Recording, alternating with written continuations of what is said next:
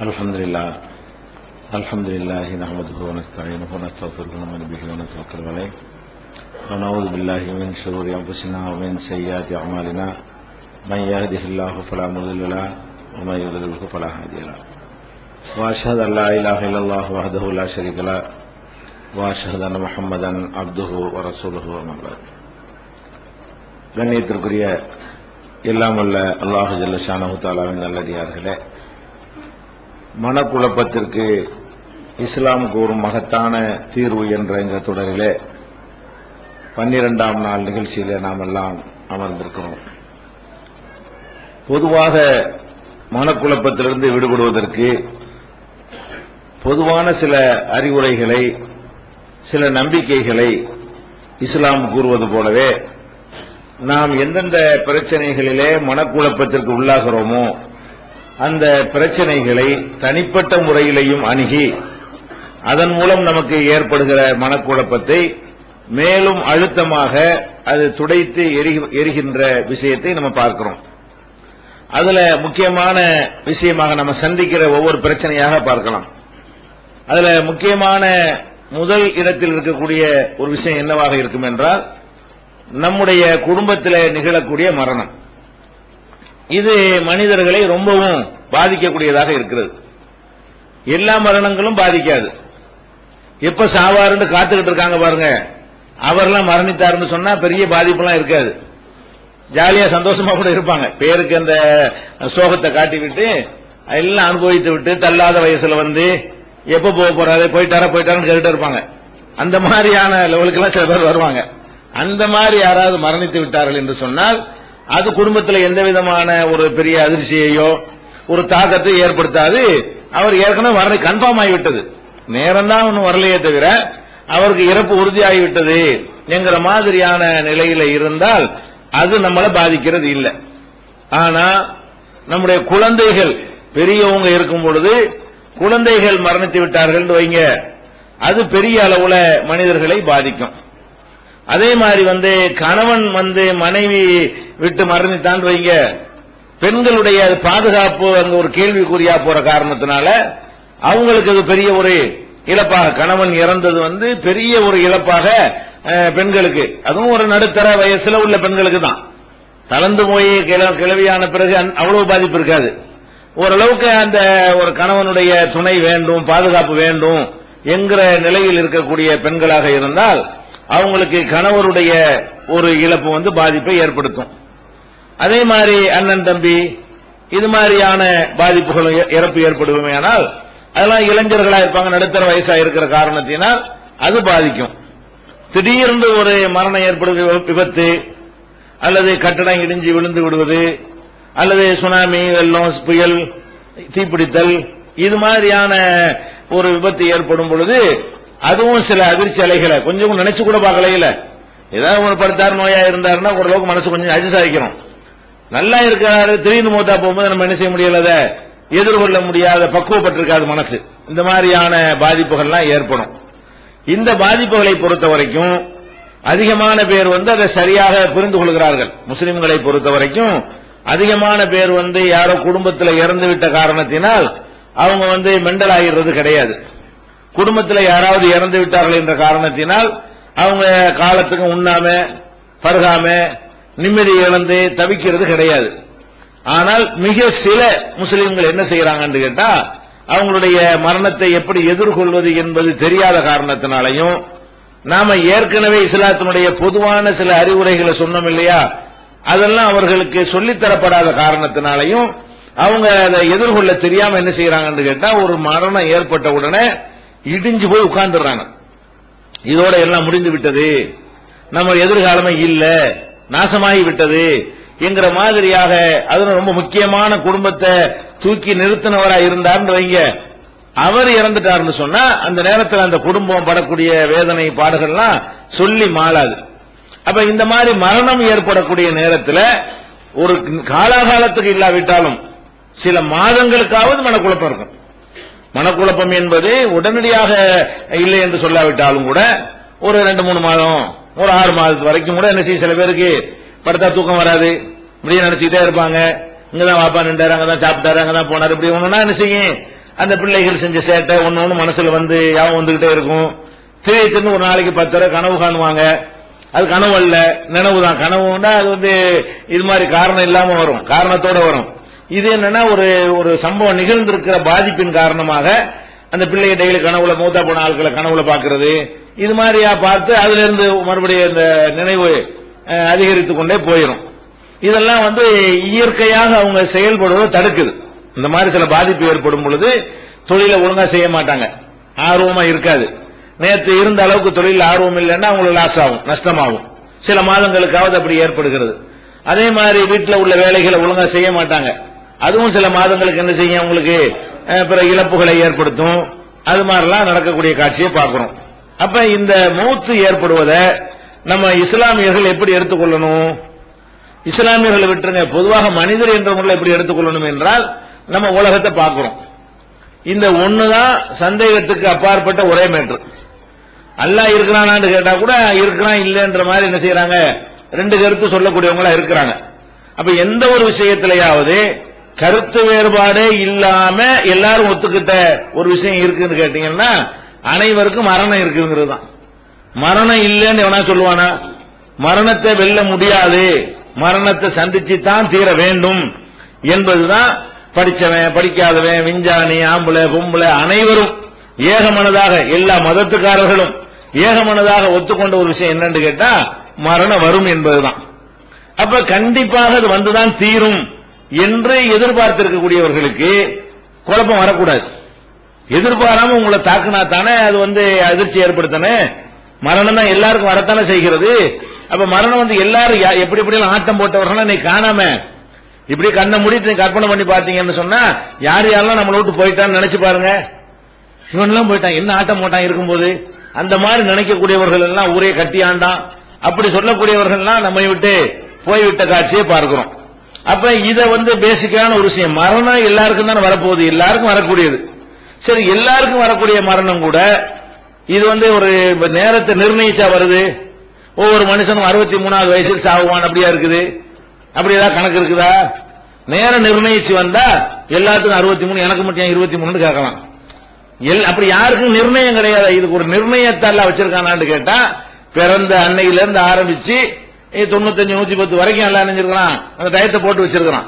1 வயசுலயும் போவாங்க, 2 வயசுலயும் போவாங்க, 3 வயசுலயும் போவாங்க. எந்த மாதிரியான ஒரு நேரத்திலையும் அது மரணம் வரும். மரணம் கண்டிப்பா எல்லாருக்கும் வரும் என்பதை விளங்கிக் கொள்ளணும். இப்ப நம்ம குடும்பத்தில் ஏதாவது மரணம் ஏற்படுமையானால் இது வந்து நம்ம எதிர்பார்த்த ஒன்றாகத்தானே இருக்க வேண்டும். ஒவ்வொரு நாளும் படுக்கைக்கு செல்லக்கூடிய நேரத்தில் நமக்கு மரணம் நம்ம காத்திருக்கிறது, விடிஞ்சு எந்திரிக்கிறது நமக்கு டவுட், அப்படிங்கிற ஒரு எண்ணத்தை நம்ம உள்ளத்துல வைத்துக் கொண்டிருந்தோமே ஆனால் நமக்கு ஒரு மரணம் யாருக்காவது ஏற்பட்ட நமக்கு குழப்பம் வருமா? எதிர்பார்த்தது தானே, எப்ப வேணாலும் வந்துருமா இல்லையா? அப்ப அந்த மாதிரி எப்ப வேண்டாலும் வந்து விடலாம் என்ற ஒரு அடிப்படை பாடத்தை வந்து இஸ்லாம் நமக்கு சொல்லி தந்திருக்கிறது.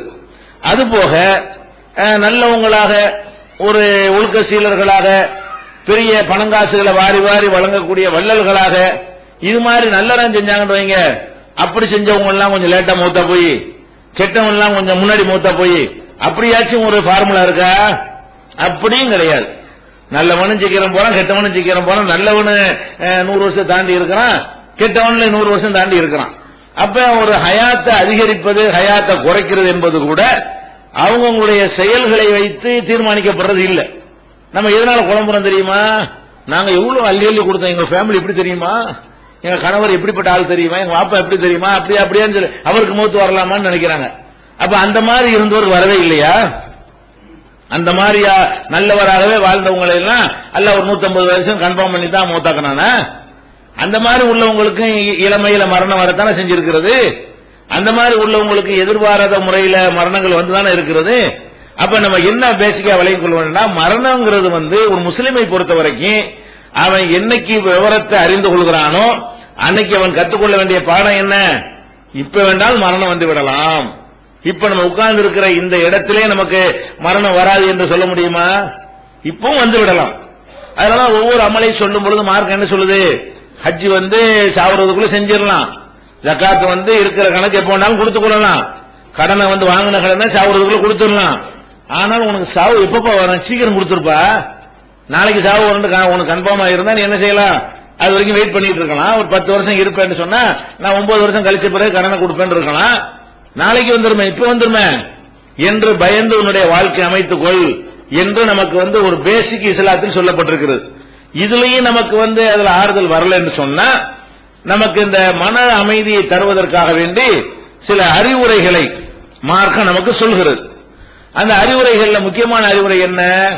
நபிகள் நாயகம் ஸல்லல்லாஹு அலைஹி வஸல்லம் சொல்றாங்க, நீங்க அடக்க ஸ்தலம் இருக்குல்ல, கபர்ஸ்தான், அடிக்கடி போயிட்டு வாங்க.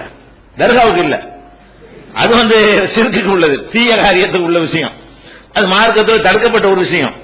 நம்ம வாப்பா அம்மா முப்பாட்டன் கொள்ளுப்பாட்டன் அடக்கி வச்சிருப்பாங்க இல்லையா, அந்த கபர்ஸ்தான் இல்லாத ஊர் எங்கேயாவது இருக்குமா? எல்லா ஊர்லயும் கபர்ஸ்தான் இருக்கும். அப்ப நபிகள் நாயகம் ஸல்லல்லாஹு அலைஹி வஸல்லம் என்ன சொல்றாங்கன்னா, குந்து நகைத்துக்கும் அன் ஜியாரத்தில் குபூர், கபருடைய ஜியாரத்தை, கபர்களுக்கு செல்வதை நான் உங்களுக்கு தடுத்து வைத்திருந்தேன் ஆரம்பத்தில். இப்ப அந்த தடையை நீக்கிவிட்டேன், நீங்கள் கபர்களை ஜியாரத்து செய்யுங்கள்.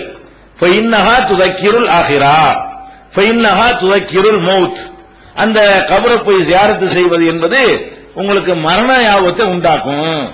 நம்ம இந்த உலகத்தை அப்படியே வாழ்ந்தான் தீர்வோங்கிற மாதிரி இருந்தோம்னு சொன்னா அப்படியே கபிரிஸ்தான்ல போய் அல்லாஹ்வுடைய ரசூல் சொல்லி தந்த அந்த துவாவை ஓதிவிட்டு, பல துவாக்கள் இருக்கிறது, அதை ஓதிவிட்டு அதனுடைய அர்த்தத்தை உள்வாங்கி கொண்டு வந்தோம்னு வைங்களேன், அப்ப என்ன மனசுல திரும்பி வருவோம்? இது மாதிரி தான் நம்மளும் போவோம்.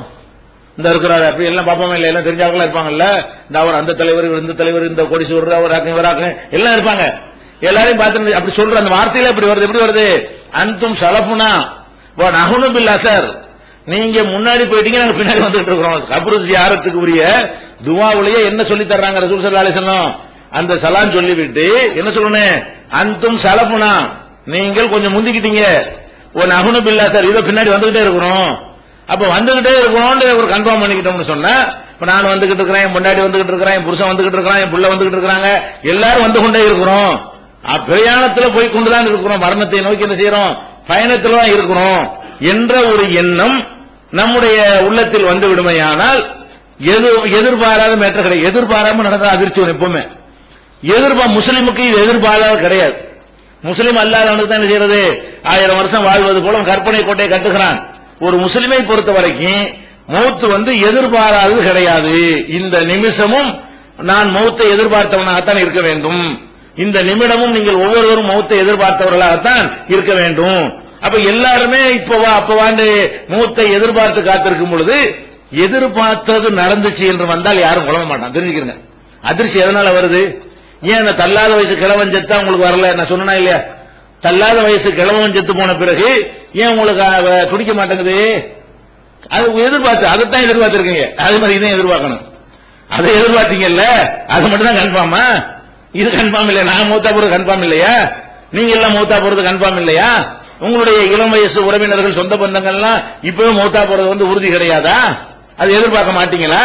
எழுதி தந்துடுறான்ல, உங்க புள்ள 150 தான், உங்க புருஷன் 100 தான், அல்ல உங்க பொண்டாட்டி 75 தான், எழுதி தந்திருக்கானல்ல, ஒண்ணும் கிடையாது. அப்ப எல்லாமே எதிர்பார்த்துட்டு தானே இருக்கிறோம். அப்படி ஆகிக்கிட்டு தானே இருக்கு உலகத்துல. மரணம் ஏதோ 1 2 அரிதாகத்தான் இப்படி நடக்கிறதா? எல்லா ரேஞ்சிலையும் மௌத்து வந்துகிட்டே இருக்கிறது. எல்லா ரேஞ்சிலையும் என்ன செய்யறது? எல்லா வயசுலையும் மரணம் வந்து கொண்டே தான் இருக்கிறது. அப்ப இந்த ஒரு பேசிக்கை நம்ம எதிர்பார்த்த ஒன்றுதான் நடந்திருக்கிறது. இதை நம்ம விளங்கிக் கொள்வது இருக்கிறத கபர் ஜியாரத்தை அதிகப்படுத்தணும். அது நம்மள்ட்ட இல்லவே இல்லை. இன்னைக்கு நம்ம கபர் ஜியாரத்தை என்ன விளங்கிட்டோம்? சேர்த்து போன ஆளை அடக்கி வச்சு தர்காவில் போய் ஒரு கடவுள் மாதிரி ஆக்கி அவரை கும்பிடுறத போய் ஜியாரத்தை வழங்கி வச்சுட்டு இருக்கிறாங்க. அதை இடிக்கணும்டாக்க மார்க்கம் சொல்லுது. இறந்து போன ஆட்களுக்கு தர்கா கட்டுனா அதை இடிச்சு தகர்க்கணும், கட்டக்கூடாது அப்படின்னு சொல்லுது. பொதுவான கபருஸ்தான்ல அது கட்டணங்கள்லாம் கிடையாது.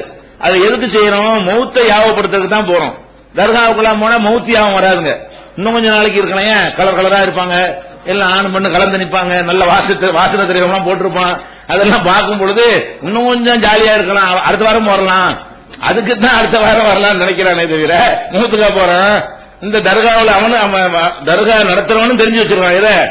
இவங்க இதுக்கு தான் வர்றாங்கிறதுனாலதான் ஆடல் வைக்கிறான், பாடல் வைக்கிறான், கச்சேரி வைக்கிறான், கரகாட்டம் வைக்கிறான், வானவேடிக்கை வைக்கிறான், ஊர்வலம் வைக்கிறான், எல்லாம் வைக்க, சீரியல் லைட் அலங்காரம் வைக்கிறான். எல்லாம் இருக்கு.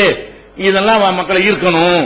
அப்ப இதுக்கு இருக்கிறதுக்கு வர ஜியாரத்து, இது ஜியாரத்துடைய நோக்கத்தை அழிச்சு நாசமாக்குறது. ஜியாரத்து சுன்னத்து. ஜியாரத்துடைய அர்த்தம் என்னன்னு கேட்டா, நம்ம பொது கபரிஸ்தான்கள், தர்காக்களா ஆக்கப்படாம அது மௌத்தை யாவப்படுத்தக்கூடிய கபிரிஸ்தான்கள். அப்ப நம்ம இருக்கிற ஊர்கள்ல கண்டிப்பா என்ன இருக்கு, கபிரிஸ்தான் இருக்கும். நம்ம எல்லாரும் வெளியூர்ல இருந்து வந்தவங்க தான் 95% இருப்பீங்க. ஒரு கட்டத்தில் சொந்த ஊர் கண்டிப்பா என்ன செய்வீங்க, போவீங்க. அந்த சொந்த ஊர்ல உள்ள கபிரிஸ்தான்ல பாத்தீங்கன்னா உங்களுக்கு தெரிஞ்ச ஆளுக்கெல்லாம் அடக்கணும் யாபத்துக்கு வரும். இங்க கூட வராது. சென்னை கபிரிஸ்தான்ல போய் பாத்தீங்கன்னா அவ்வளவுக்கு அவங்க தெரிஞ்ச ஆளுக்காரங்க அழைக்க மாட்டாங்க. உங்க ஊருக்கு போகும்போதாவது பெருநாளைக்கு போறீங்க, நல்ல சட்டத்துக்கு போறீங்க, எல்லாத்தையும் பார்க்க போற மாதிரி அதையும் போய் பார்க்க போறோமா இல்லையா? நம்ம ஜியாரத்தை விட்டுறோமே. மௌத்தா போன ஆட்களை கபிரிஸ்தான்ல போய் பார்த்தோம்னு சொன்னாலேயே நமக்கு இந்த நம்ம சாவதற்கு தான் பிறந்திருக்கிறோம், எப்ப வேணாலும் சாவு வந்துடும், மரணத்தை கண்டு அஞ்சக்கூடாது, அது கலங்க கூடாது, இப்பவா அப்பவான் ரெடியா என்ன செய்யணும், எதிர்பார்த்து கொண்டே இருக்கணும். இப்படித்தான் இந்த மார்க்கம் நமக்கு என்ன செய்கிறது, போதிக்கிறது என்பதை நம்ம ஃபர்ஸ்ட் என்ன செய்யணும், விளங்கிக் கொள்ள வேண்டும். அடுத்ததாக சில அறிவுரைகளும் இருக்கிறது. மார்க்கத்துக்கு என்ன இருக்கு, இந்த மௌத்தை எதிர்கொள்வதற்காக வேண்டி ஒரு சில அறிவுரைகளை மார்க்கம் சொல்லி இருக்கிறது. இது ஒரு அறிவுரை. இன்னொரு அறிவுரை என்னன்னு கேட்டா, ஒருத்தர் அபு ஹஸ்ஸான் அப்படின்னு ஒருத்தர், அவர் சஹாபாக்களுக்கு அடுத்த காலத்தில் உள்ளவர். அவர் என்ன செய்யறாருன்னா, அபூ ஹுரைரா ரலியல்லாஹு அன்ஹு அவங்க சஹாபி, அவங்கள்ட்ட என்ன செய்யறாருன்னு கேட்டா, இன்னஹு கத் மாத்தலி இப்னானி, என்னுடைய 2 ஆம்பளை பிள்ளைங்க மூத்தா போயிட்டாங்க. அபூ ஹுரைராங்கிற சஹாபிட்ட சஹாபிக்கு அடுத்த தலைமுறையை சேர்ந்த அவர் என்ன செய்யறாருன்னு கேட்டா, அபு ஹஸ்ஸான் என்னுடைய மகன்கள் இறந்துட்டாங்க, அப்ப நீங்க ஏதாவது எங்களுடைய மனசை அமைதிப்படுத்தக்கூடிய, அப்படி அது கேட்கிறாரு, எங்களுடைய மனசுக்கு ஆறுதல் அளிக்கக்கூடிய ஒரு செய்தியை அல்லாஹ்வுடைய தூதர் சொல்லி நீங்கள் கேட்டதுண்டா? அபூ ஹுரைரா அட்வைஸ் கேட்க மாட்டாங்க. சஹாபா அவங்க எல்லாம் அந்த தலைமுறையில அல்லாஹ்வுடைய ரசூல் சொன்னாதான் ஏத்துக்குறாங்க. எப்படி கேட்கறாங்க, அபூ ஹுரைரா நீங்க பார்த்து எங்களுக்கு அட்வைஸ் பண்ணுங்கன்னு கேட்கல. என்ன கேட்கறாங்க, நீங்க ரசூலுல்லாஹ்வுடைய தோழரா இருந்திருக்கிறீங்க, நீங்க ஏதாச்சும் ரசூல் ஸல்லல்லாஹு அலைஹி வஸல்லம் இது சம்பந்தமா எங்களை அமைதிப்படுத்தி, இந்த மௌத் வந்தாலும் அது பெரிய பிரச்சனை இல்ல என்று எங்களை அமைதிப்படுத்தி குழப்பம் இல்லாம தெளிவான நிலைக்கு ஆளாக்கக்கூடிய அறிவுரைகளை சொல்லி கேட்டிருக்கிறீர்களா அப்படின்னு கேட்ட உடனே அப்ப அவர் என்ன செய்யறாரு, ஆமா கேட்டிருக்கிறேன். அபூ ஹுரைரா சொல்றாரு, கேட்டிருக்கிறேன். எப்படி கேட்டிருக்கிறேன்னு கேட்டா, சிகாருஹும் தஆமீசுல் ஜன்னா, இந்த சிறுவர்கள் இருக்கிறார்கள், சின்ன வயசுல மௌத்தா போறவங்க, இவர் பிள்ளை தானே பறி கொடுத்திருக்கிறாரு, நான் அப்பங்காரன் குத்துக்கல் மாதிரி உட்கார்ந்து இருக்க, என்னுடைய 2 பிள்ளைகள் மௌத்தா போச்சுங்கிறது தான் இவருடைய விவகாரம். இது அவரை பாதிச்சிருக்கிறது. மனசு ஆறாதனாலதான் பின்னாடி கேட்கிறாரு, என்னைக்கு மௌத்தா போச்சுன்னு தெரியல, என்னைக்கோ மௌத்தா போனதுக்காக வேண்டி அபூ ஹுரைரா பார்த்த உடனே அது இன்னும் அவர் உறுத்திக்கிட்டு இருக்கிறது. அவருக்கு உறுத்தினா நமக்கு உறுத்தாதா? அதே மாதிரி உறுத்திக்கிட்டு கவலைப்பட்டு அழுத்தத்தோட அவர் இருக்கிறாரு. அப்ப ரசூல் ஸல்லல்லாஹு அலைஹி வஸல்லம் சொன்னதாக, ரசூலுல்லாஹ் சொன்னதை நான் கேட்டிருக்கிறேன், அதை உனக்கு சொல்றேன் அப்படின்னு சொல்லிட்டு, அது என்ன லெவலுக்கு வரும்டா, உங்களுடைய பிள்ளைகள் இறந்துட்டாங்கன்னு சொன்னா நம்ம மறுமை நாள எழுப்பப்படுவோம்ல, எழுப்பப்பட்ட உடனே அந்த பிள்ளைகளும் எழுப்பப்படுவாங்க இல்லையா, நம்மளும் எழுப்பப்பட்டுருவோம், நம்ம பிள்ளைகளும் எழுப்பப்பட்டு விடுவார்கள். அந்த குழந்தைகள் பெற்றோரை சரியாக அடையாளம் கண்டு கொண்டு, அது எங்க கண்டது அல்லாஹ்வே காட்டி கொடுக்குறான். அவனுங்களா அது அல்லாஹ்வே பார்த்து கொடுக்குற நாலேஜ் தான் அங்க எல்லாமே. அப்ப அல்லாஹ் என்ன செய்யறான்னா, இதான் உங்க அப்பா மனசுல என்ன செய்வான், அந்த குழந்தைகளுக்கு காட்டி கொடுத்து, அந்த குழந்தைகள் 2 பேர் என்ன செய்வாங்க, குழந்தைகள் என்ன பண்ணுவாங்கன்னு கேட்டா, தாய் தகப்பனை சொர்க்கத்துக்கு இழுத்து செல்வார்கள். 2 பேர் போயிட்டாங்கன்னு சொன்னா அந்த குழந்தையும் சொர்க்கத்துக்கு போக போகுதுப்பா, உங்க 2 பேரும் இழுத்துட்டு போக போகுது. சிறுக்கு வைக்காம இருக்கணும், ஈமானோட இருக்க வேண்டும். ஈமானோட இருந்தோமையானால் சில முன்ன பின்ன நம்மள்ட்ட சில தவறுகள் வந்திருந்தா கூட நம்முடைய பிள்ளைகளை நம்ம பறி கொடுத்துட்டோமே என்று நம்ம எதிர்பார்த்ததாகவும் இருக்கிறது. 2வது சொர்க்கம் போறது கன்ஃபார்ம் ஆகுது. எதை கொண்டு கன்ஃபார்ம் ஆகுது, நம்முடைய பிள்ளைகள் மூலமாக நாம் சொர்க்கம் செல்வது உறுதி செய்யப்படுகிறது. அந்த ஒரு ஆறுதலை அல்லாஹ்வுடைய ரசூல் சொல்லி இருக்கிறாங்கப்பா, நீ அதை மனசுல உரு போட்டு பாரு, உனக்கு மனக்குழப்பம் தீந்துரும் என்று அபூ ஹுரைரா அவங்க என்ன செய்யறாங்க, அவருக்கு அபூ ஹுரைராவுக்கு சொல்றாங்க. இது சஹீஹ் முஸ்லிம் நூல்ல 6870வது ஹதீஸ்ல இடம்பெற்றிருக்கிறது. அதே மாதிரி நபிகள் நாயகம் ஸல்லல்லாஹு அலைஹி வஸல்லம் அவங்க காலத்துல பயான் செய்வாங்க இல்லையா, ஆண்கள் தான் அதிகமாக சொற்பொழிவுகள் எல்லாம் கலந்துக்குவாங்க, பெண்கள் அதிகமாக சொற்பொழிவுகளுக்கு வர வாய்ப்பு இருக்கா. தொழுகைக்கு வருவாங்க, ஜும்மாவுக்கு விரும்பியவர்கள் வருவாங்க, பயானுக்கு இந்த பெருநாள் தொழுகைக்கு வருவாங்க. அதிகமாக பெண்களுக்கு அந்த மாதிரியான வாய்ப்பு இருக்கு. இப்ப பார்த்தாலும் ஆண்கள் தானே சுத்திட்டு இருப்பாங்க. அப்ப ரசூல் ஸல்லல்லாஹு அலைஹி வஸல்லம் மார்க்க விஷயங்கள் எல்லாம் கேட்கறதுக்கு அவங்க தான் அதிகமா இருப்பாங்க. அப்ப ரசூல் ஸல்லல்லாஹு அலைஹி வஸல்லம் பெண்கள் எல்லாம் என்ன செய்யறாங்கன்னா முறையிடுறாங்க. என்ன முறையிடுறாங்கன்னா, அல்லாஹ்வுடைய தூதரே, எப்ப பார்த்தாலும் ஆம்பளைங்கள உங்களை சுத்திட்டு இருக்கிறாங்க, எங்களுக்கு மார்க்கத்தை அறிஞ்சிக்கிறதுக்கு எந்த ஒரு வாய்ப்புமே கிடைக்க மாட்டேங்குது, அதனால எங்களுக்காக வேண்டி தனியாக ஒரு நாளை எங்களுக்குன்னு சொல்லி தனியாக ஒரு நாளை ஏற்படுத்தி தாங்க அப்படின்னு கேட்கிறாங்க. கேட்டவங்க என்ன செய்யறாங்கன்னா ரசூல் ஸல்லல்லாஹு அலைஹி வஸல்லம் ஒரு நாளை ஒதுக்குறாங்க.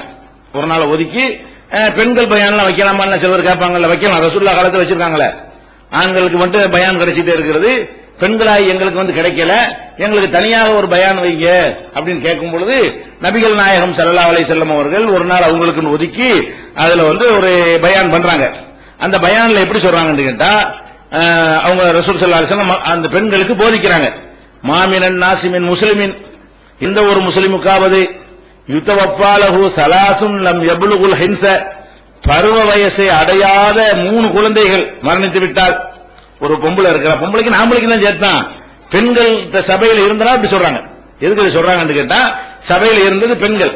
அப்ப அவங்க பருவ வயசை அடையாத 3 பிள்ளைங்கள் மரணித்து விட்டார்களே, ஆனால் இல்லா அத்ஹலஹுல்லாஹுல் ஜன்னா, அல்லாஹ் வந்து அவர்களை சொர்க்கத்தில் நுழைக்காமல் இருப்பது கிடையாது. 3 பிள்ளைகளை பறி கொடுத்துட்டீங்க என்று சொன்னா அதன் காரணமாக நமக்கு என்ன கிடைக்கும்? இடிஞ்சு உட்கார்ந்துடாம, என் புள்ளதான் கிடைச்சானான்னு சொல்லாம, அல்லாஹ்வுடைய விதியை பொருந்தி கொள்ளாம, அல்லாஹ்வுக்கு எதிரான வார்த்தைகளை பேசிவிடாம, ஒப்பாரி வைக்காம, இதற்குரிய நன்மையை நாங்கள் மறுமையில எதிர்பார்க்கிறோம் அப்படின்னு இருந்தால் அவங்களுக்கு என்ன கிடைக்குமா? சொர்க்கத்திற்கு அந்த குழந்தைகள் கொண்டு சென்று விடும்.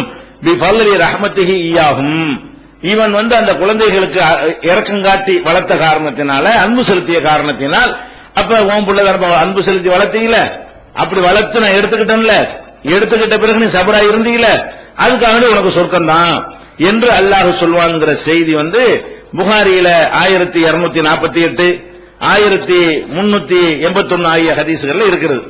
அதே மாதிரி இன்னொரு இடத்துல ரசூல் ஸல்லல்லாஹு அலைஹி வஸல்லம் சொல்றாங்க, அதாவது சொர்க்கத்துக்கு போவாங்கன்னா சொர்க்கத்துக்கு போறது 2 வகை இருக்குது. அதாவது எடுத்தவனே சொர்க்கத்துக்கு போறது, நியாய தீர்ப்பு வழங்கும் பொழுது நீ எல்லாம் சொர்க்கத்துக்கு போ, அதான் உயர்ந்த தரஜா. சில பேர் என்ன செய்வாங்கன்னு கேட்டா, தப்பு செஞ்சிருப்பாங்களா, உடனே சொர்க்கத்துக்கு போக முடியாது, அல்ல மன்னிக்கல, நினைச்சா மன்னிப்பான், அவன் ரைட்ல உள்ளது, நினைக்கலன்னு வைங்க உன்னை மன்னிக்க முடியாதா அப்படின்னு சொல்லிட்டான்னு சொன்னா, அவனுடைய தவறுக்கு ஏற்றவாறு அல்லாஹ் எதை கொடுக்க நினைக்கிறானோ அந்த தண்டனையை கொடுப்பான். 10 வருஷமா 50 வருஷம் 100 வருஷமா 1000 வருஷமா ஏதோ ஒரு கணக்கு பண்ணி அந்த தண்டனையை கொடுத்த பிறகு, அதுக்கு பிறகு பாவத்துக்கு போதுமான தண்டனை கொடுத்தாச்சு, இப்ப சொர்க்கத்துக்கு போன்னு சொல்லலாம். அப்ப சொர்க்கத்துக்கு போறது என்பது நமக்கு எடுப்புல போனா தான் நல்லது. அல்ல ஒரு 6 மாசம் துவச்சி எடுத்துட்டு கொடுத்தான்னு வைங்க, தானே நமக்கு எடுப்புல கொடுக்காம நம்ம செஞ்ச தப்புக்கெல்லாம் போட்டு எல்லா அதாப்பையும் பண்ணிவிட்டு அப்புறமே சொர்க்கத்துக்கு அது சொர்க்கம் இன்பம் தான். இந்த 6 மாசம் அதாப்ப எப்படி தாங்கிறது? ஒரு நாள் அதை தாங்க இயலாத. அல்லாஹ் கொடுக்கிற அந்த அதாப்புல ஒரே ஒரு நாள் மட்டும் போட்டுவிட்டு அப்புறம் சொர்க்கத்துக்கு போனா அந்த சொர்க்கத்துக்கு போறது இன்பமாக இருந்தாலும் அதுக்கு முன்னாடி அந்த துன்பம் வந்து எல்லையை தாங்க முடியாத ஒரு துன்பமாவில் இருக்கு. அப்ப இந்த சொர்க்கத்துக்கு போவாங்க என்பதற்கு என்ன விளக்கம்?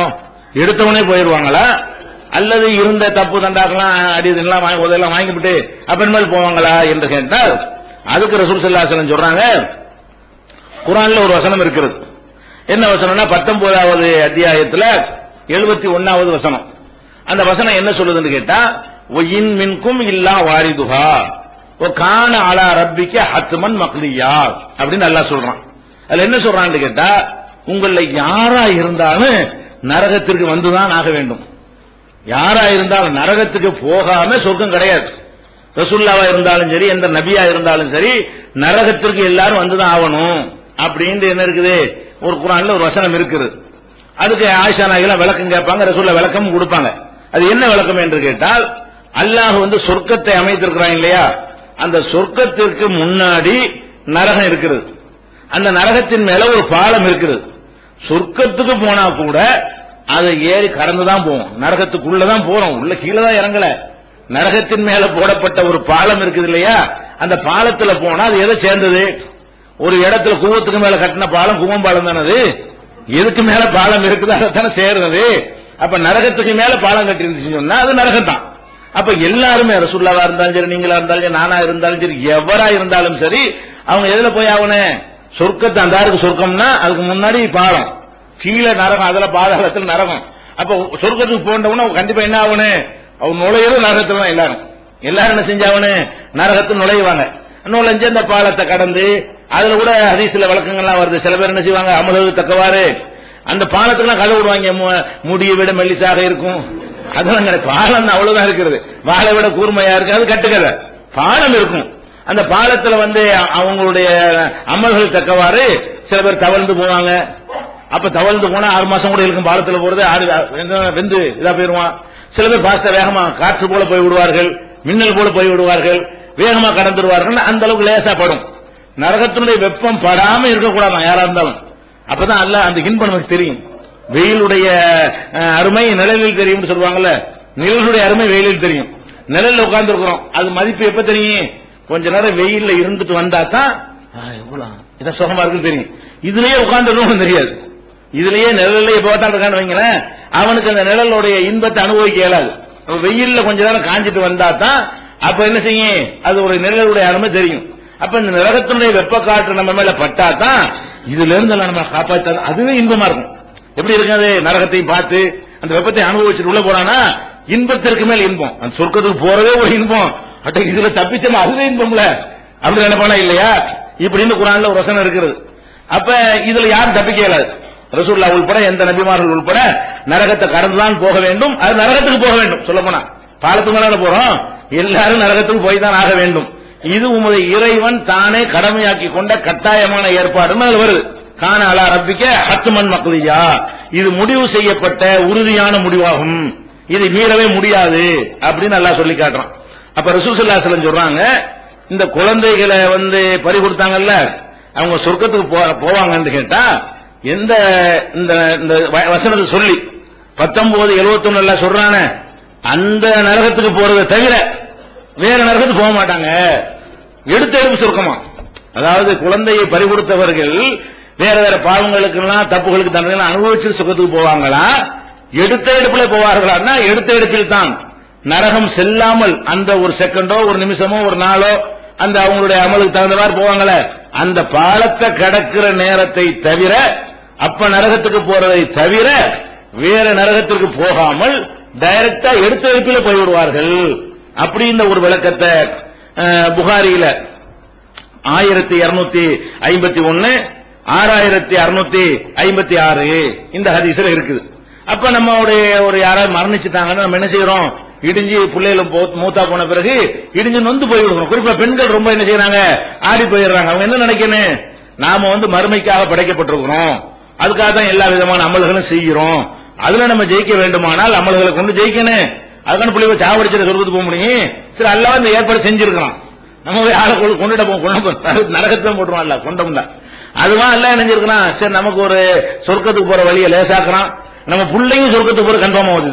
இதுல என்ன ஆகுது, அந்த பிள்ளைகள் நம்மளை அழைச்சிக்கிட்டு போகணும்னு சொல்லும் பொழுது நம்ம பிள்ளைகளோட சொர்க்கத்தில் அப்படி இருக்கிறது. இங்க கொஞ்சம் எவ்வளவு நாளைக்கு பிள்ளையோட இருப்பீங்க, அங்க உள்ள போயிட்டோம்னு சொன்னா நம்ம பிள்ளையோட சேர்த்து நம்ம என்ன செய்வோம், சந்தோஷமா இருப்போம். இது ஒரு மூமினுக்கு இதுக்கு மேல என்ன ஒரு ஆறுதல் வேணும்? மறுமையை எதிர்பார்த்து வாழக்கூடிய ஒரு மூமினுக்கு இந்த ஒரு பரிசை விட அதை எடுத்த எடுப்பில் சொர்க்கம் போவது, சொர்க்கம் போறதுங்கிறது ஒரு பெரிய பாக்கியம். எடுத்த சொர்க்கம் தான் எல்லாரும் போயிருவோமே, ஈமான் கடுகளை இருந்தா கூட கடைசியில போயிருவோமே, அது மேட்டர் கிடையாது. இப்ப சொல்றதெல்லாம் என்ன சொர்க்கம், ஃபர்ஸ்ட்லயே ஸ்டார்டிங்லயே சொர்க்கத்துக்கு போறது பத்தி தான் சொல்லப்படுகிறது. அப்ப இது ஒரு அறிவுரையை நம்ம விளங்கிக் கொள்ள வேண்டும். அதே மாதிரி இன்னொரு ஹதீஸில் ரசூலுல்லாஹ் சொல்றாங்க, மாலி அப்தில் மூமினி இந்தி ஜஸாவுன் இதா கபல்து சஃபியஹு மின் அஹ்லி துன்யா சும்ம ஹத்தஸபஹு இல்லல் ஜன்னah. என்னுடைய மூமினான ஒரு அடியான், அவனுக்கு ரொம்ப விருப்பமான ஒரு ஆளை நான் கைப்பற்றிக் கொள்கிறேன். அது பாப்பாவா இருக்கலாம், அம்மாவா இருக்கலாம், பொண்டாட்டியா இருக்கலாம், புருஷனா இருக்கலாம், அண்ணனா இருக்கலாம், தம்பியா இருக்கலாம், ஃப்ரெண்டா இருக்கலாம், யாரா வேண்டாலும் இருக்கலாம். ஒரு ஆள் நம்ம ரொம்ப நேசிக்கிறோம். அப்ப ரொம்ப நேசிக்கிற ஒரு ஆளை நான் கைப்பற்றிக் கொள்கிறேன். கைப்பற்று மின் அஹ்லி துன்யா, இந்த உலகத்தில் இருக்கக்கூடியவர்களிலேயே யாரை ஒருவர் ரொம்ப விரும்புவாரோ அவரை நான் கைப்பற்றி கொண்ட பிறகு சும்மா இஹ்தஸபஹு, அந்த இழப்புக்கு உள்ளான அந்த மனிதர் அதை மறுமை நன்மைக்காக சகித்துக் கொண்ட, இஹ்தஸப என்று சொன்னா மறுமையில் இதற்கு கூலி கிடைக்கும் என்று சகித்துக் கொள்வாரையானால் அவருக்கு என்னிடத்தில் உள்ள கூலி என்னவென்றால் இல்லல் ஜன்னah, சொர்க்கத்தை தவிர வேற கூலி கிடையாது. அப்ப இது பிள்ளைகளுக்கு மாத்திரம் கிடையாது.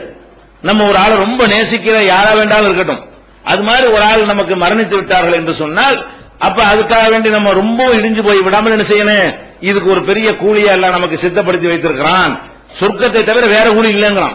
இதுக்கு கூலின்னு கொடுக்கறதா இருந்தா இதுதான் கொடுக்கணும். அப்ப நம்முடைய அமல்கள் கொஞ்சம் முன்ன பின்ன இருந்தா கூட சிறுக்கு மட்டும் வைக்காம மனிதர்களுடைய உரிமைகளை மட்டும் மீறாம கரெக்டா நடந்திருந்தோமே ஆனால் கண்டிப்பா நம்ம என்ன செய்யறோம், சொர்க்கத்துக்கு போயிடுறோம், கன்ஃபார்ம் ஆயிடுறோம்.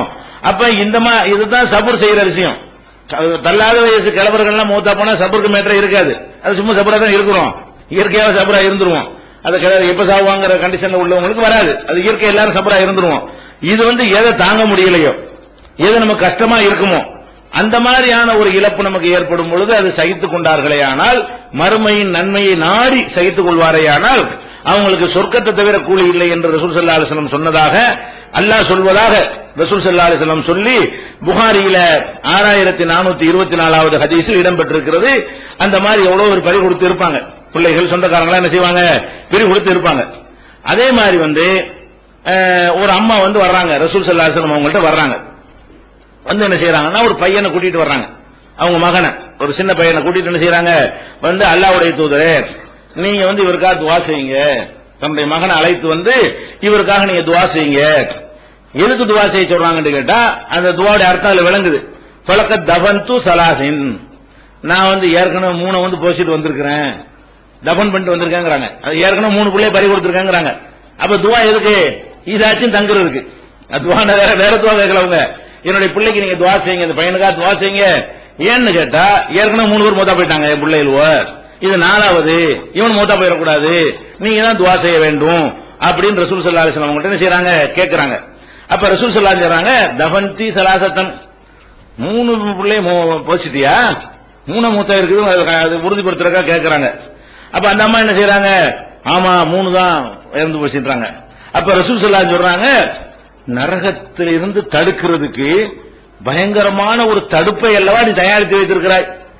நரகத்திலிருந்து இதோட என்ன தடுக்கும், நரகத்துக்கு போறதா இருந்தாலும் இந்த மாதிரி 3 பறி கொடுத்தது என்பது ஒரு திரையா நின்றுமா, அது உங்களை என்ன செய்ய, நரகத்துக்கு போகாம தடுத்து, அவ்வளவு பெரிய தடுப்பை அல்லவா நீ தயாரித்து வைத்திருக்கிறாய், அதுக்கே நீ கலங்குற என்று ரசூல் ஸல்லல்லாஹு அலைஹி வஸல்லம் அவங்களுக்கு ஆறுதல் சொன்னார்கள் என்கிற ஒரு விஷயம் முஸ்லிம்ல 6871 6872 ஆகிய ஹதீசுகள்ல நம்ம காணப்படுகிறது. அப்ப இதுல என்ன வழங்குறோம் என்று கேட்டால், மௌத்துக்காக வேண்டி யார் மௌத்தா போனாலும் சரி, அதற்கு நமக்கு மறுமையில் ஏராளமான நன்மைகளை அல்லாஹ் தந்திருக்கிறான், தருவான் அப்படின்னு நினைக்கணும். அடுத்ததாக இதை விட்டுருங்க, நபிகள் நாயகம் ஸல்லல்லாஹு அலைஹி வஸல்லம் அவங்கள நம்ம ரொம்ப நேசிக்கிறோம், அல்லாஹ்வுடைய நேசர்கள்ல முக்கியமான இடத்தை நம்ம அவங்கள வைக்கிறோம். அவங்களுக்கு அல்லாஹ் மகத்தான அருளை எல்லாம் சொரிந்திருக்கிறான். இன்னைக்கு வரைக்கும் அவங்க பேரை சொல்லி எவ்வளவு புகழ கொடுத்திருக்கிறான். அவங்க பேரை சொல்லாத ஒரு நிமிடம் கூட உலகத்துல வினாடி கூட இல்ல. எப்ப பார்த்தாலும் அவங்களுடைய எங்கேயாவது ஒரு இடத்துல பாங்கு சொல்லப்பட்டு தான் இருக்கிறது, எங்கேயாவது ஒருத்தர் அத்தையாத்து ஓதிக்கிட்டு தான் இருப்பாரு, எந்த நேரம் வேண்டாலும். அதுல ரசூலுல்லாஹ்வுக்காக துஆ செஞ்சுக்கிட்டு தான் இருப்பாரு. பாங்கல ரசூலுல்லாஹ்வுக்காக என்ன செய்வாரு, அவர் அந்த கலிமாவே அவர் அல்லாஹ்வுடைய தூதர் தான் என்று முடிந்து கொண்டார். ஒரு வினாடி நேரத்திலையும் பாங்கு இருக்குமா இல்லையா, எந்த ஒரு வினாடி நேரத்திலையும் எங்கேயாவது ஒரு தொழுகை நேரமா இருக்கும் உலகத்துல. அப்ப அந்த மாதிரி ஒரு புகழை அல்லாஹ் கொடுத்திருக்கிறான். அப்படி கொடுத்த அல்லாஹ் என்ன செய்யறான்னு கேட்டா, அவங்களுக்கு எந்த மாதிரியான ஒரு இதை கொடுத்திருக்கிறான்னு கேட்டா, அவங்களுக்கு 4 பொம்பளை பிள்ளை எல்லாம் கொடுத்தான். ரசூல் ஸல்லல்லாஹு அலைஹி வஸல்லம் அவங்களுக்கு 4 பொம்பளை பிள்ளைய கொடுத்தான். அவங்களுக்கு மூத்தவங்க ஜைனப், 2வது ருக்கையா, 3வது உம்மு குல்சூம், 4வது பாத்திமா. ரசூலுல்லாஹ்வுடைய 4 பொம்பளை பிள்ளைங்க பேர் என்ன, ஜைனப், ருக்கையா, உம்மு குல்சூம், பாத்திமா. இப்படி 4 பொம்பளை பிள்ளைகளை கொடுத்தான். இந்த ஜைனப் ரலியல்லாஹு அன்ஹா அவங்களுடைய மூத்த மகன் இருக்காங்க இல்லையா, அவங்க ரசூல் ஸல்லல்லாஹு அலைஹி வஸல்லம் அவங்க ஹயாத்தோட இந்த உலகத்துல இருக்கும் பொழுது ஹிஜ்ரி 8ல, அதாவது ரசூல் ஸல்லல்லாஹு அலைஹி வஸல்லம் ஹிஜ்ரி 10ல மூத்தா போறாங்கன்னு வைங்களேன், 2 வருஷத்துக்கு முந்தி. அப்ப ரசூல் ஸல்லல்லாஹு அலைஹி வஸல்லம் அவங்க மூத்தாவதுக்கு முன்னாடி அவங்களுடைய மகள், மூத்த மகள் என்ன செய்யறாங்க, இறந்து போயிடுறாங்க. இந்த ஜைனப்புடைய மகளை தான் தோல்லாம் தூக்கி வச்சிருப்பாங்க, எவ்வளவு பாசம் வச்சிருந்தாங்க, தொழும் போலாம் தூக்கி வச்சிருப்பாங்க சொன்ன உமாமா. அந்த உமாமாங்கிறவங்க இந்த ஜைனப்புடைய புள்ளதான். அப்ப அந்த அளவுக்கு ரசூல் ஸல்லல்லாஹு அலைஹி வஸல்லம் அந்த பேத்தி மேல ரொம்ப அன்பா வச்சிருந்தாங்க. அந்த அவங்களுடைய அம்மா தான் யாரு, ஜைனப். அப்ப அவங்க இறந்தவங்க ரசூல் ஸல்லல்லாஹு அலைஹி வஸல்லம் குளிப்பாட்டுற விதத்தை என்ன செய்வாங்க, 3 முறை நீங்கள் கழுவுங்க, இளந்தையில தண்ணீரை சேர்த்துக்கிறங்க, வலிய முடிச்சவன என்ற சொல்லுங்க, என்னுடைய ஆடையை அவங்களுக்கு கவனாக போத்துங்க, இப்படி எல்லாம் ரசூல் ஸல்லல்லாஹு அலைஹி வஸல்லம் அவங்க அதை சொல்லுவாங்க என்பதை நம்ம ஏற்கனவே முன்னுரையிலையும் சொல்லி இருக்கிறோம். அது புகாரியில 167, 1253, 1254, 1257, 59 ஆகிய ஹதீஸ்கள் எல்லாம் காணப்பட்டிருக்கிறது. அப்ப அந்த மாதிரியான அவங்களுக்கு ஒரு மகளை, ஒரு மூத்த மகளை கொடுத்து அவங்க இருக்கும்போதே மகள் இறந்து போறது எப்படிப்பட்ட இழப்பு? குழந்தை மௌத்தா போறதை விட இது மனுஷன் ரொம்ப பாதிக்குமா இல்லையா? ஒரு தகப்பனா இருந்து நீங்க சிந்திச்சு பாருங்க. நீங்க ஒரு 50 வயசு 60 வயசு இருக்கக்கூடிய நேரத்துல உங்களுடைய மகள் 35 வயசோ 30 வயசோ இருக்கும் பொழுது அவங்க கல்யாணம் பண்ணி சந்தோஷமா இருந்து பிள்ளையெல்லாம் பெற்று அந்த பிள்ளைய வளர்க்க வேண்டிய பொறுப்புல அவங்க இருக்கக்கூடிய நேரத்தில் மூத்தாகி விட்டார்கள் என்று சொன்னால் ஒரு குழந்தை இறக்கும் போது வருமே அந்த மாதிரியா கவலை இருக்கும், பல மடம் கவலை இருக்கும். இது மனிதனுக்கு என்ன செய்யாது, ரொம்ப நம்மளை விட சின்ன வயசுல நமக்கு பிறகு அதெல்லாம் இருந்து வாழும் சொல்லி நினைச்சோம், நம்ம பேரை சொல்லும் நினைச்சோம், நம்ம இருக்கும்போதே இந்த மாதிரி போய்விட்டது என்று என்ன செய்வாங்க, எல்லாருமே கலங்குவாங்க. அப்ப நம்ம என்ன நினைக்கணும், அல்லாஹ்வுடைய ரசூலா இருந்தாலும் கணக்கு தானே, அல்லாஹ்வுடைய ரசூல் தான் அவங்களுக்கு கொடுக்க வேண்டிய அந்தஸ்து எல்லாம் எல்லாம் கொடுக்கத்தான் செய்வான். ஜெயினபுக்கு போட்ட கணக்கு அவ்வளவுதான், ஜெயினபுக்கு போட்ட கணக்கு அவ்வளவு. ஹிஜ்ரி 8 மௌத்தாவணும் அவங்களுக்கு அல்லாஹ் நிர்ணயித்து விட்டான். அப்ப அவங்களுக்கு நிர்ணயித்த அந்த எல்லை வரும் பொழுது அது அல்லாஹ்வுடைய தூதர் செஞ்சாங்க, சபுர் செஞ்சாங்க. எந்த அளவுக்கு சபுர் செஞ்சாங்க, ஜனாசாவின் சட்டத்திட்டங்களுக்கு அப்பதான் விளக்கமா கொடுக்குறாங்க. எவ்வளவு பெரிய சபுர் இது! மகள் இறந்திருக்கும் பொழுது கவலை தலையில கை வச்சு இடிஞ்சு போயிடாம அது எப்படி அடக்கணும், என்னென்ன மாதிரி குளிப்பாட்டணும், எப்படி செய்யணும், உழவு செய்யற பகுதி இருந்து ஆரம்பிங்க அந்த விஷயங்கள் எல்லாம் விளக்கி சொல்லுகிற அளவுக்கு ஸ்டெடியாக நிலை குலையாம, இந்த மலை குலைந்தாலும் நிலை குலைய மாட்டார்கள் சும்மா சொல்லுவாங்க. அப்படிலாம் இந்த ரசூல் ஸல்லல்லாஹு அலைஹி தவிர யாரும் இருந்தது இல்ல. அப்படி இருந்திருக்கிறாங்க ரசூல் ஸல்லல்லாஹு அலைஹி வஸல்லம் செய்யல, கொஞ்சம் கூட நிலை குலையாம நின்று காட்டியிருக்கிறாங்க. அதுக்கு தான் நான் சொல்ல வரல. அப்ப நம்ம ஒரு பிள்ளைய மௌத்தா போனா நம்ம கவலைப்படுற பிள்ளைய யாரோ ஒரு ஆளு ஒரு இம்பார்ட்டன்டான ஒரு பர்சன் இறந்துட்டாங்கன்னு வைங்க, அதுக்காக நம்ம கவலைப்படுறோமே. அப்ப அல்லாஹ்வுடைய ரசூலுக்கு அது அல்லாஹ் கொடுக்கத்தானே செஞ்சான். அவங்களுக்கே கொடுத்திருக்கும் போது எனக்கு எப்படி விதிவிலக்கு கிடைக்கும்? அவங்களுக்கு அது அல்லாஹ் செஞ்சிருக்கிறான்னு கேட்டா அவன் இந்த கணக்கெல்லாம் பாக்குறது கிடையாது. நம்ம யாராவது மூத்த பறி கொடுத்துட்டோம்னு சொன்னா இவன் ராசி இல்லாத ஆளு, தர்த்தனை முடிச்சவன், அப்படி எல்லாம் கூட சில பேர் சொல்லுவாங்க. புள்ள தங்கல் என்று சொன்னா, புள்ள எல்லாம் செத்துக்கிட்டு இருந்துச்சுன்னு சொன்னா அந்த பொம்பளை ஒரு தரித்திரம் ராசி இல்லாத ஆளு எல்லாம் பேசுவாங்க. அப்படின்னா ரசூலுல்லாஹ் ராசி இல்லாத ஆள் முதல் இடத்துல வைக்கணும். ஏன் அவங்க வாழும்போது பிள்ளைய பறி கொடுத்துட்டாங்களா இல்லையா? அப்ப இது அல்லாஹ்வுடைய சட்ட பிரகாரம் அல்லாஹ்வுடைய ரசூலுக்கு நடந்திருக்கிறது. அப்ப இது யாரும் தப்பிக்கலாது. சின்ன வயசு மரணம் தானே இது. ஜெயினபு சின்ன வயசு மரணம் தான், 8ல போத்தா போயிட்டாங்க. அதே மாதிரி ருக்கையாங்கிறது ரசூலுல்லாஹ்வுடைய 2வது மகள். அந்த ருக்கையாவை உஸ்மான் ரலியல்லாஹு அன்ஹு கல்யாணம் பண்ணி கொடுத்திருந்தாங்க.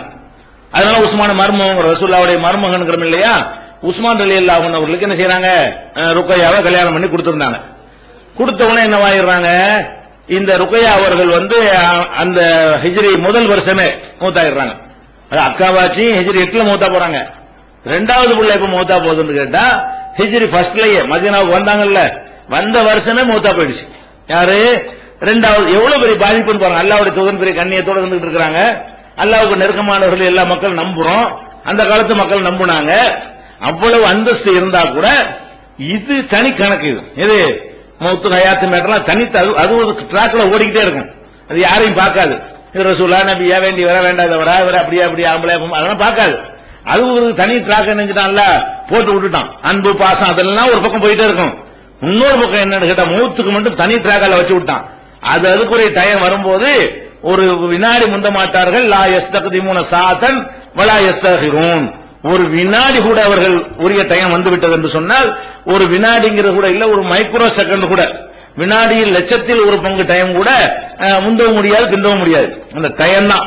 அப்புறம் அல்லாஹு அகதான் இதாஜா அஜலுகா, உரிய டைம் வந்து விட்டது என்று சொன்னால் யாருக்கும் அவகாசம் அல்ல தரமாட்டான். ரசூலுல்லாஹ் சொல்லி இந்த மாதிரி மூத்த போறாங்க, நீ போய் ஆறுதல் சொல்றதுக்காக வேண்டி உனக்கு ஒரு 2 மாசம் எக்ஸ்டென்ஷன் பண்ணி இருக்கிறேன், பக்கத்தில் உட்கார்ந்து பிள்ளைலாம் கவனிச்சு அப்படியா சொல்லலாமா இல்லையா? ரசூல் ஸல்லல்லாஹு அலைஹி வஸல்லம் போருக்கு போயிருக்கிறாங்க. அதுல கூட இது வருது. ஒரு சம்பவம் எப்படி வருதுன்னு கேட்டா, உஸ்மான் ரலியல்லாஹு அன்ஹு அவர்களை அந்த சமூகத்தில் அதிகமானவருடைய வெறுப்புக்கு ஆளானாங்க. அவங்களுக்கு தெரியும் ரசூலுல்லாஹ்வுடைய சஹாபாக்கள்ல அபூபக்கர் அவர்கள் எல்லாரும் நேசிச்சாங்க, உமர் அவர்களை எல்லா சஹாபாக்களும் நேசிச்சாங்க. உஸ்மான் ரலியல்லாஹு அன்ஹு அவர்களை சஹாபாக்கள்ல கணிசமான பேருக்கு பிடிக்காது.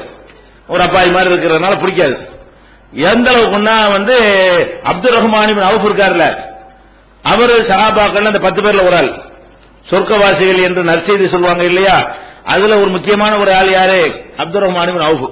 இன்னும் சொல்ல போனா இந்த 4 கலீஃபா நம்ம பேசிக்கிறோமே, இந்த 4 கலீஃபாங்கிறதுல அபூபக்கர் உமருக்கு அப்புறம் உஸ்மான் வர்றாங்க. உண்மையில வர வேண்டியது இவர்தான். யாரு? அப்துல் ரஹ்மான் இப்னு அவுஃப் தான் வரணும். அவர் பக்கம் தான் பந்து திரும்புது. அவர் மாட்டேன்னு தான் உங்களை என்ன செய்யறாரு? கூப்பிடுக்கிறார். நான் வியாபாரி, நம்ம தொழிலை பார்த்துட்டு போறேன், எனக்கு இதெல்லாம் பிடிக்காது அப்படிங்க. அப்படி இந்த ஏற்றுக்கொண்டு இருந்தாரே. ஆனால் மூன்றாவது ஜனாதிபதியே யார் தான்? இவர் தான், அப்துல் ரஹ்மான் இப்னு அவுஃப் தான். அப்ப அவர் அவருக்கும் உஸ்மான் ரலியல்லாஹு ஒரு வாய் சண்டை வந்துருச்சு. வாய் சண்டை வந்து கண்ணா திட்டி விட்டார். யாரு? அப்துல் ரஹ்மான் இப்னு அவுஃப் அவர் உஸ்மானை திட்டிடுறாரு. திட்டும் போது என்ன சொல்றாருன்னு கேட்டா 3 பாயிண்ட வச்சு திட்டுறாரு. என்ன 3 பாயிண்ட் என்று கேட்டால், நான் உஹது போர்ல நான் பத்ர் போர்ல கலந்துக்கிட்டவன். யாரு? அப்துல் ரஹ்மான் அவுஃப் சொல்றாரு, நீ பத்ர் போர்ல கலந்துக்கிறாரு, நீ என்ன என்கிட்ட கண்டிக்கிறாரு கேட்கிறாரு. நான் பத்ர் போருங்கிற இஸ்லாமிய வரலாற்றுல முக்கியமான ஒரு சம்பவம். நான் பத்ர் போர்ல கலந்துக்கிட்டா எல்லா பாவத்தெல்லாம் மன்னிச்சு, பெருமைக்கு அவர் சொல்லல, பத்ர்ல கலந்துக்கிட்டவங்களுக்கு எல்லா பாவத்தெல்லாம் மன்னிக்கிறதாக ஒரு கேரண்டி தந்திருக்கலாம். மறுமையில ஒரு பெரிய தரஜா உள்ள ஒரு விஷயம். அதுல நான் ஒரு ஆளா இருக்கிறேன், நீ இல்ல. ரெண்டாவது, உஹது போர்ல அந்த ரசூலுல்லாஹ் கொல்லப்பட்டாங்கன்னு வதந்தி பரவுதுல, முதல்ல முஸ்லிம்களுக்கு வெற்றி கிடைக்கிறது, பிறகு தோல்வியாக மாறுகிறது. மாறினோன்னு என்ன செய்யறாங்க? நிறைய சஹாபாக்கள் ஓட்டம் முடிச்சிட்டாங்க, பின்வாங்கி போர்க்களத்துக்கு ஓட ஆரம்பிச்சிட்டாங்க. ஓடுனால ஒரு ஆள் யாரு? உஸ்மான் ரலியல்லாஹு ஒரு ஆள். நிறைய சஹாபாக்கள் ஓடுனாங்க, ஓடாதல்ல அவர் ஒரு ஆள். அப்துல் ரஹ்மான் இப்னு அவுஃப் என்ன செய்யல? அவ்வளவு ரசூலுல்லாஹ் மூத்தா போயிட்டாங்கன்னு வதந்தி பரவனாலும் சரி, அவங்க கை ஊங்கி இருக்குன்னு தெரிஞ்சாலும் சரி, சாவு இல்லாட்டி வீர மரணம் ரெண்டு தான். ஒன்னு செத்து போவேன், இல்லாட்டி என்ன செய்வேன்? வெற்றி அல்ல வீர மரணம். நான் ஜெயிப்பேன், இல்லாட்டி மூத்தா போவேன், ஓட விட மாட்டேன் அப்படின்னு சொல்லி யார் உறுதியா நின்றார்? சில சகாபாக்கள் இருந்தாங்க, அதுல இவர் ஒரு ஆள். அதை சொல்றாரு, உஹது போர்ல நீங்க ஓடுனது தெரியாதோ, நாங்க ஓடணுமா அப்படின்னு சொல்றாரு. ரெண்டாவது. மூணாவது என்னன்னு கேட்டா, உமர் ரலியல்லாஹு என்ன செய்யறாங்கன்னு கேட்டா, அவங்க சொந்தக்காரங்க பந்தக்காரங்களை கிட்ட எடுக்க மாட்டாங்க. ஜனாதிபதியா இருந்தாலும் எந்த ஒரு பொறுப்புக்கும் தகுதி பார்க்கும்போது, நீ சொந்தக்காரனால நீ வெளியேறிடுவாங்க, உனக்கு கிடையாதுவாங்க. ஏன்? உமர் சொந்தக்காரர் எல்லாத்தையும் வேலையில் நியமிச்சுட்டாருன்னு வரக்கூடாதுங்கிறதுக்காக வேண்டி சொந்த பந்தங்களை ரொம்ப தூரத்தில் வச்சிருந்தாலும் யாரு? உமர் ரலியல்லாஹு அவர்கள். எந்த அளவுக்கு என்று சொன்னால், இந்த அவங்க கொல்லப்படுறாங்க இல்லையா, உமர் கொல்லப்படுறாங்க, திடீர் மரணம் கிடையாது. தொழுதுட்டு இருக்கும் போது ஒருத்தங்க கத்தியால குத்தி என்ன செய்யறான், அவங்களை குத்திட்டு ஓடி போயிடறான். அந்த வேதனை தாங்காம என்ன செய்யறாங்க? மரணிக்கிறாங்க. அப்ப மரணிக்கும் பொழுது அவங்க என்ன செய்யறாங்கன்னா, ஒரு 7 பேர் ரசூலுல்லாஹ் நற்செய்தி சொல்லப்பட்ட 7 பேர் இருந்தாங்க மிச்சமா ஹயாத்தோட. அந்த 7 பேர்ல ஒரு ஆள் சொந்தக்கார ஆளு, அவரை கழிச்சுட்டு இந்த 6 பேரும் கூடி முடிவெடுத்து அடுத்த ஜனாதிபதியை முடிவெடுங்க அப்படின்னு சொன்னாங்க. அந்த 6ல அலி, உஸ்மான், இந்த அப்துல் ரஹ்மான் இப்னு அவுஃப் இதெல்லாம் இவங்க எல்லாம் இருக்கிறாங்க. அப்ப தன்னுடைய அந்த 7ல ஒரு ஆளா இருக்கிறதுக்கு ஒரு தகுதி இருந்தும், சொர்க்கவாசி என்று நற்செய்தி சொல்லப்பட்டு இருந்தும், உறவினரையும் சேர்த்துட்டு போயிட்டாருன்னு வரக்கூடாதுங்கிற அளவுல ரொம்ப டிஸ்டன்ஸ் என்ன செஞ்சார்? அவர் சொந்தக்காரங்களை தூரமா வச்சிருந்தார் உமர் ரலியல்லாஹு அன்ஹு. அதுக்கு நீதிக்கு மறுபெயர் உமர்னு சொல்லுவாங்க வரலாறுல. மற்றவர்கள் கூட என்ன செய்யறாங்க? வரலாறுல எழுதும்போது உமர் ரலியல்லாஹு அன்ஹு ரொம்ப பாராட்டி சொல்வதற்கெல்லாம் காரணம் என்னன்னா, அதை தராசு பிடிச்ச மாதிரி அவருடைய ஆட்சி முறை நேர்மையாக இருக்கும். அப்ப அதை சொல்லி கேட்டுறாரு, நான் உமர் வழியில நான் கரெக்டா நான் பதவி ஆசையெல்லாம் படல, நீ உமர் வழியில நீ போகல. 3 பாயிண்ட் 3 விட்டு சுமத்துறாரு. உஸ்மான் ரலியல்லாஹு அன்ஹு செய்யறாருன்னா, நீ பத்ருக்கு வரல, ஊகதுலையும் ஓட்ட முடிச்சு விட்ட. மூணாவது என்னன்னு கேட்டா, உமருடைய சுண்ணத்தை நீ கடைப்பிடிக்கல. இவர் என்ன சொன்னா, எல்லாம் சொந்தக்காரங்க. இவர் உஸ்மான் என்ன பண்ணிட்டாருங்க, அவர் கொல்லப்பட்டது அது ஒரு காரணம். 72 கூட்டம் தெளிவாக விளக்கி இருக்கிறோம் அந்த உரையில. இல்ல எந்த கவர்னரா இருந்தாலும் அவங்க வகையராக்களா பார்த்து நினைஞ்சாரு, இவர் அப்பாய் மாதிரி இருந்தா ஏமாத்திட்டாங்க. அவர் அந்த நோக்கத்தில் செய்ய மாட்டாரு.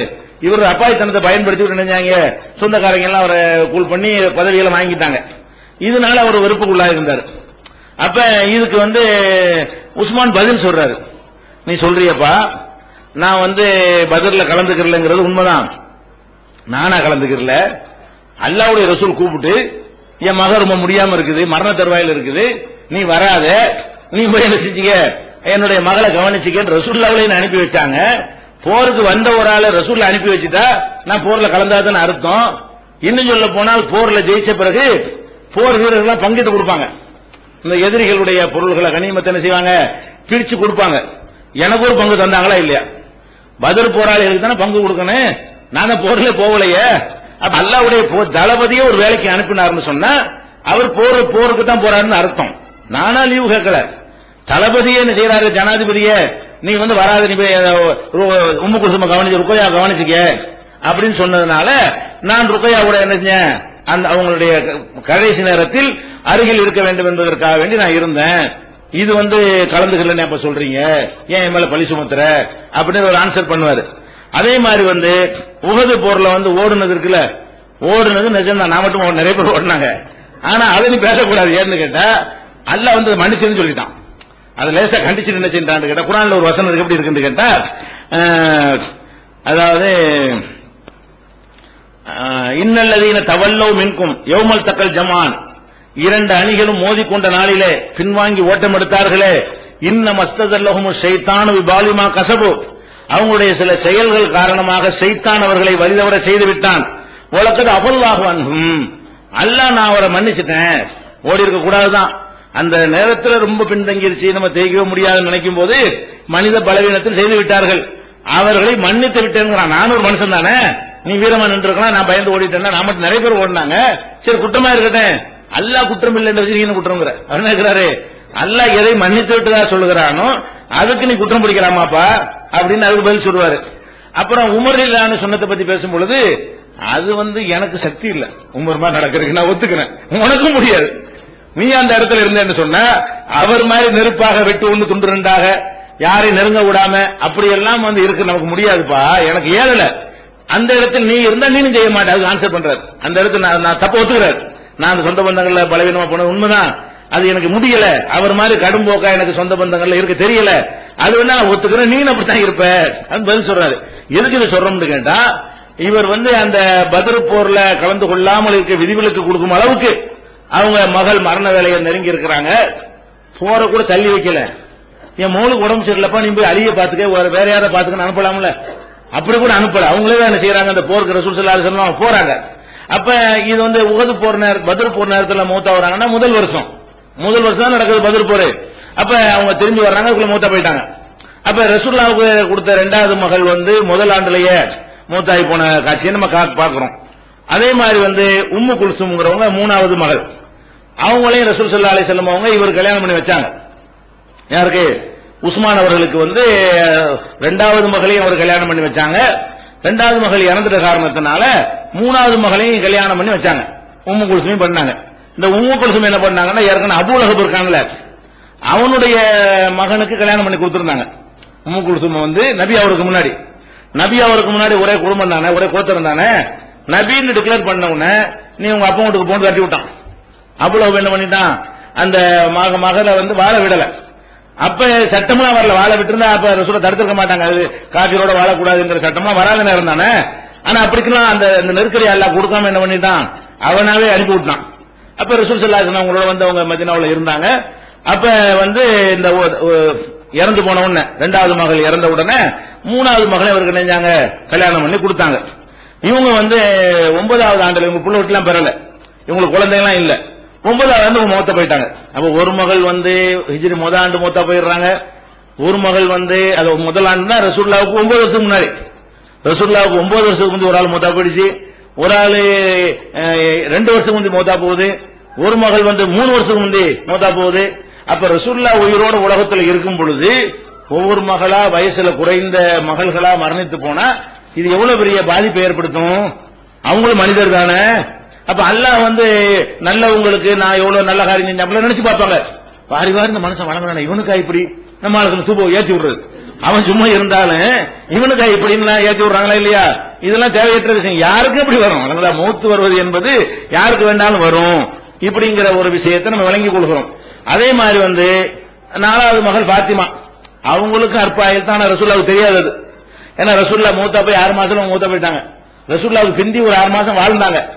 ஆனா இப்ப நம்ம பார்க்கலாம்ல, அல்லாஹ்வுடைய தூதரா இருந்து அவங்க மகளுக்கு ரசூலுல்லாஹ்வுக்கு அப்புறம் கடைசி பிள்ளை தான் 6 மாசம் வாழ்ந்தாங்களா, எத்தனை வயசுல வாழ்ந்திருப்பாங்க? இந்த உலகத்துல பாத்திமா ரலியல்லாஹு அன்ஹா வந்து நம்ம இளம் வயசுல போயிட்டார, இளம் வயசுல இந்த பொண்ணு போயிடுச்சுன்னு நினைக்கிறோமே, 4வது பிள்ளைன்னு வச்சுக்கிறோங்க. 4வது பிள்ளையா இருக்கிறவங்களா இருந்தா எப்படி பார்த்தாலும் அல்லாஹ்வுடைய ரசூலுக்கு அவங்களுக்கு மத்தியில ஒரு 30 வயசா வித்தியாசம் இருக்கிறதானே செய்யும். 63 வயசு என்று சொன்னால் அவங்களுக்கு ஒரு 33 வயசு இருக்கலாம்.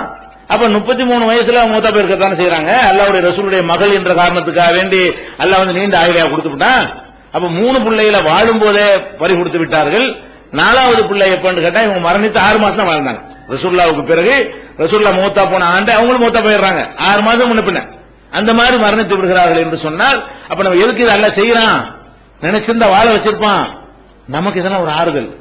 ஆனா இந்த இது தனி ரூட்டு, இது மௌத்துங்கிறது தனி, அது டிராக்ல போயிட்டே இருக்கிறது. அதை யாராலையும் மாத்த மாட்டான்ல. யார் யாருக்கு என்னென்ன நிர்ணயிச்சு வச்சிருக்கிறானோ அதன்படி நடந்து கொண்டுதான் இருக்கும் என்கிற ஒரு காரணத்துக்காக செய்யறோம். அதே மாதிரி அவங்களுக்கு ஒரு ஆம்பளை பிள்ளைய கொடுத்தான்ல, எல்லாம் போகுது பாருங்க. ஒண்ணுக்கு சில பெண்களாவது ஒரு பிள்ளை இறந்து போய் இன்னொரு 2 பிள்ளை பெற்றுக்கிட்டு நல்லா வாழ்வாங்க.